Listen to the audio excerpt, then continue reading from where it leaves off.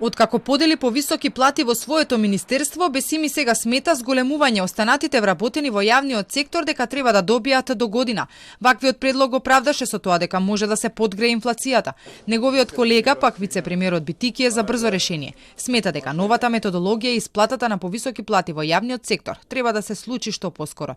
Јас сметам дека што побрзо тоа го направиме и што побрзо го затвориме, веднаш треба да почнеме да гледаме според можностите тоа да го спроведеме. Додека се чека новата пресметка на плати, колективниот договор за кој синдикатите и надлежните се договараат, вработените во финансии добија за 30% повисоки плати, сметано од 1 јануари годинава, но тоа не се однесува за УЈП, царина и за други институции кои се во составот на финансии. Синдикатите реагира, овој потек е самоволие.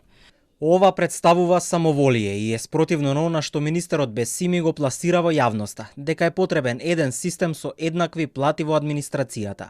И ако сакаат еден систем, најдобро е да се примени оној по кој функционерите си исплатија повисоки плати за 78%. До крајот на неделава синдикатот треба да добие од надлежните симулација како би се движела исплатата на платите со новата пресметка и колективниот договор, за кој се преговара. Вице-премиерот Битики смета со новата методологија конечно ќе се стави крај на проблемите со примањата во јавниот сектор. Функционерите веќе добија зголемени плати до 78% по одлуката на Уставен. Вице-премиерот Битики соопшти дека со зголемувањето добил 125.000 денари, слично колку и министерот Бесими. Платата на министерот Спасовски пак изнесува 153.000, а на председателот Пендаровски 165.000 денари. Вице-премиерот Груби се пожали дека неговата е најниска, а министерот за земјоделство не знаеше колку е со зголемувањето, затоа што ги изгубил картичките во Брисел.